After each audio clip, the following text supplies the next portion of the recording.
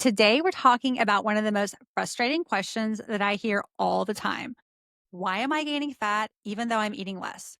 If this has been your experience, you are not crazy and you are not broken, but you may be missing the one hormone that controls whether your body stores or burns fat. And that hormone is insulin. Welcome back to the Glucose Diaries. I'm Stephanie. If you remember back from episode 1, insulin is a hormone made by your pancreas. It gets released when you eat, especially carbs and sugar, and its job is to help shuttle glucose out of your bloodstream and into your cells for energy. Think of it like an Uber driver for sugar. It picks up the glucose and drops it off at your liver and muscles. But if those are already full, which is really common that they are, insulin has no choice but to store that excess sugar as fat. And here's the big key. When insulin is present, your body is in storage mode, not burn mode. So let me repeat that. When insulin is present in the body is not in fat burn mode, it's in fat storage mode. So you could be in a calorie deficit, working out and doing all the right things. But if your insulin is elevated, your fat burning switch is completely flipped off. This is why so many women in their 30s, 40s, and beyond say, I'm doing everything right, but nothing's working. It's not about how much you're eating, it's about the hormonal environment that your body's in. So here's an analogy I like. Insulin acts like a light switch. When it's high, your body's storing fuel, i.e., it's storing fat. When it's low, when insulin's low, your body can finally tap into fat storage for energy.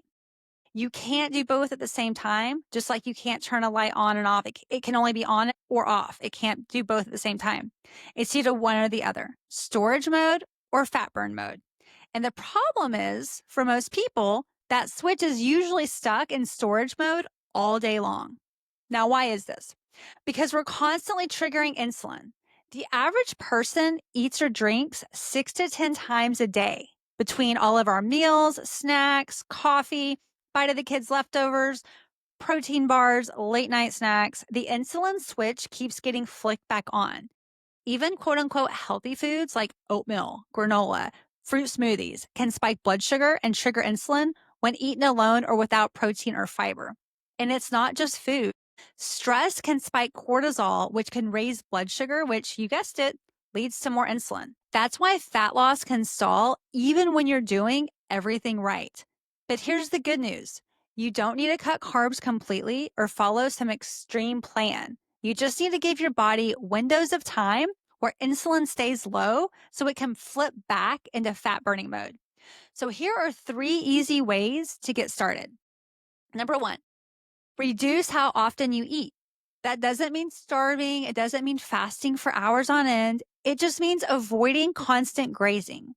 Give your body 3 to 4 hours between meals to come back to baseline.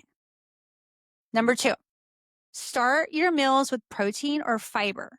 When you eat in the right food order, fiber first, then protein and fats, and then carbs/sugar, you blunt the blood sugar response, which lowers the amount of insulin your body needs to produce.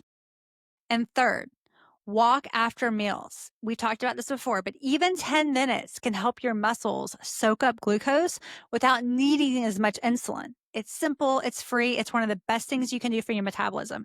You can't walk, do some air squats.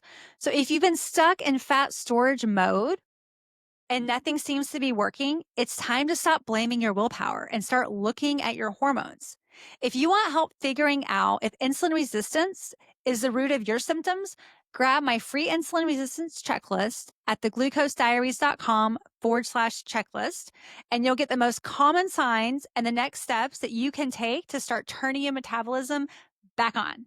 And if this episode was helpful, follow the show so you don't miss what's coming next. We've got episodes on glucose spikes, food order, CGMs, and so much more. And send this to a friend that may need to hear it. Just a quick reminder before I go, this show is for educational purposes only. I'm not a doctor and not intending to diagnose or treat any condition.